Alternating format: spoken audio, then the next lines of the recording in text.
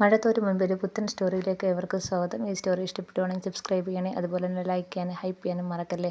അങ്ങനെ എല്ലാവരും അലീനയെ സ്നേഹം കൊണ്ടങ്ങ് ഓടുവാണ്. അപ്പോൾ ബാലചന്ദ്രൻ പറയുന്നുണ്ട്, ഇവരൊക്കെ നിന്നോട് ഈ കാണിക്കുന്ന സ്നേഹം, നീ കൊടുത്ത സ്നേഹത്തിൻ്റെ സത്യസന്ധത അവർക്ക് മനസ്സിലായത് കൊണ്ടാണ്. അപ്പം അലീനയാണെങ്കിൽ സന്തോഷത്തോടെ ഇങ്ങനെ ചിരിക്കുകയാണ്. അപ്പം നീ അതൊന്നും ഓർത്ത് വിഷമിക്കണ്ട, എല്ലാം ശരിയാവും എന്നും പറഞ്ഞുകൊണ്ട് ബാലചന്ദ്രൻ പോവാൻ നേരത്ത് കൃഷ്ണമ്മോടത്ത് പറയുന്നുണ്ട്, ഒരു ചായ കിട്ടാൻ എന്തെങ്കിലും വഴിയുണ്ടോ? ഞാനേ ഭവതേച്ചിയെടുത്ത് പറയാം, ഭവതേച്ചിയിലെ ഇപ്പോൾ അടുക്കളയുടെ ചാർജ്, അപ്പം ഞാൻ ഭവതേച്ചിയെടുത്ത് പറയാമെന്ന് പറയാണ്.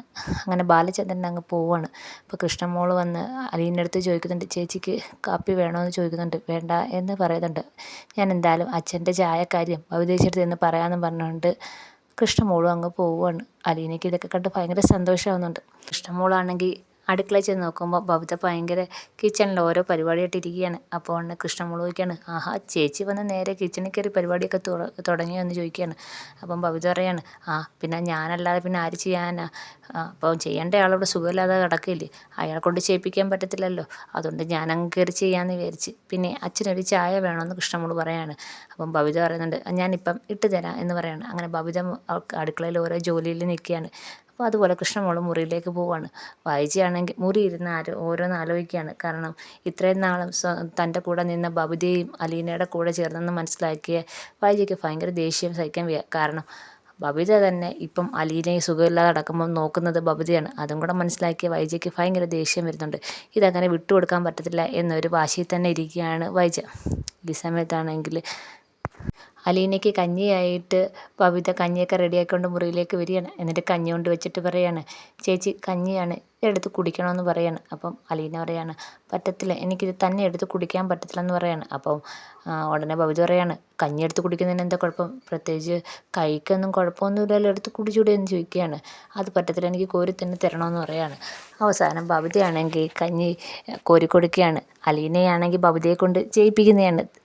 തനിക്ക് ബബിത കഞ്ഞി കോരി തരണം എന്നുള്ളൊരു ആഗ്രഹം കൊണ്ട് ബബിതയെ കൊണ്ട് ചെയ്യിപ്പിക്കുകയാണ്. അപ്പം ആ സമയത്താണ് കൃഷ്ണമോൾ അങ്ങോട്ട് വരുന്നത്. കൃഷ്ണമോൾ അങ്ങോട്ട് വരുമ്പം കാണുന്നത് ബബിതയാണെങ്കിൽ അലീനയ്ക്ക് കഞ്ഞി ഒരുക്കി കൊടുക്കുന്നതാണ്. ഇത് കാണുമ്പോഴത്തേക്ക് കൃഷ്ണമോൾക്ക് ഭയങ്കര സന്തോഷമാവുന്നുണ്ട്. അപ്പം അങ്ങോട്ടേക്ക് ബാലചന്ദ്രനും വരുന്നുണ്ട്. ബാലചന്ദ്രൻ വരുമ്പോഴും കാണുന്ന ഇതാണ്.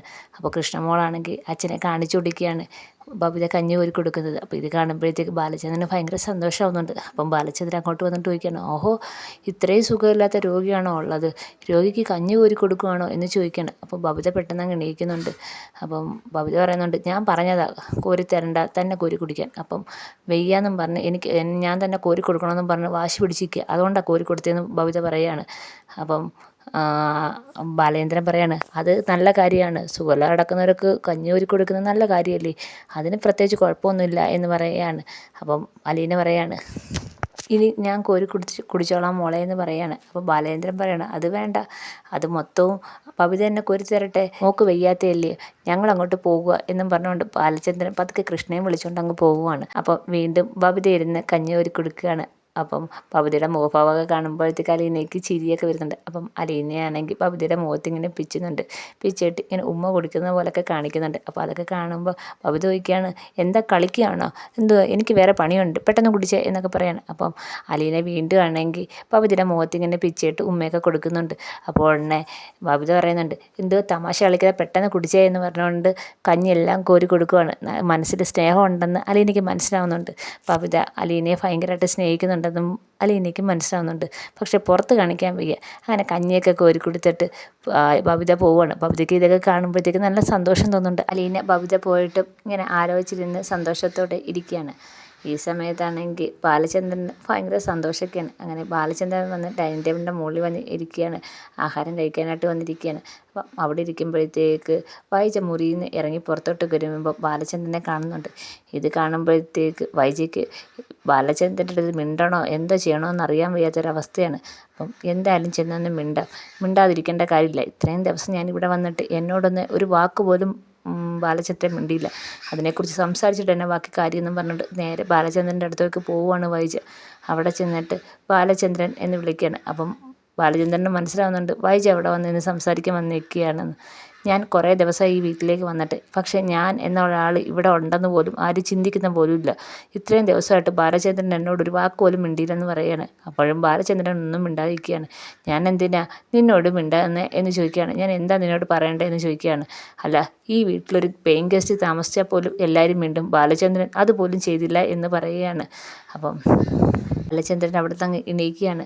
പിന്നെ ഇപ്പം ബാക്കിയുള്ള എൻ്റെ മക്കൾ ബബിതയും രോഹിത്തും അവരും കൂടെ അവളുടെ സൈഡായിട്ടുണ്ട്. ഇപ്പം എല്ലാവരും ഒരേ സൈഡിൽ നിൽക്കുകയാണ്, ഞാൻ ഒറ്റയ്ക്ക് ഒരു സൈഡ്, ബാക്കി എല്ലാവരും അവളുടെ സൈഡാണെന്ന് പറയുകയാണ്. അപ്പോൾ ബാലചന്ദ്രൻ ചോദിക്കുകയാണ്, നിനക്കിപ്പോൾ എന്താ വേണ്ടതെന്ന്? എനിക്ക് നിന്നോട് വഴക്കിടാൻ ഒരു താല്പര്യം ഇല്ലെന്ന് പറയുകയാണ്. അപ്പം ബാലചന്ദ്രൻ്റെ അടുത്ത് വൈജ പറയാണ്, എനിക്കറിയേണ്ടത് ഇപ്പോഴും ബാലചന്ദ്രൻ്റെ ഭാര്യയായിട്ട് എന്നെ അംഗീകരിക്കാനും ബാലചന്ദ്രൻ എൻ്റെ ഭർത്താവായിട്ട് തുടരാൻ ആഗ്രഹമുണ്ടോ എന്ന് ചോദിക്കുകയാണ്. അപ്പോൾ ഇത് കേൾക്കുമ്പോഴത്തേക്ക് ബാലചന്ദ്രൻ ഇങ്ങനെ ആലോചിക്കുകയാണ്. ഞാൻ ചോദിച്ചിട്ടല്ലേ ബാലചന്ദ്രൻ ഇനിയും എൻ്റെ കൂടെ ജീവിക്കാൻ ആഗ്രഹമുണ്ടോ എന്ന് ചോദിക്കുകയാണ്. മക്കൾക്കെങ്കിലും വേണ്ടി എന്ന് പറയാണ്. ബാലചന്ദ്രൻ പറയാണ്, ഭർത്താവിനോട് കൂടെ ജീവിക്കുമ്പോൾ ഏറ്റവും കുറഞ്ഞ പക്ഷം സത്യസന്ധത എങ്ങനെ പാലിക്കണം, നീ അത് ചെയ്തിട്ടുണ്ടോ എന്ന് ചോദിക്കുകയാണ്. ഇത് കേൾക്കുമ്പോഴത്തേക്ക് വൈജ ഇങ്ങനെ ഞെട്ടിത്തിരിച്ചിരിക്കുകയാണ്. എന്ത് പറയണമെന്നറിയാതെ ഇങ്ങനെ നിൽക്കുകയാണ്.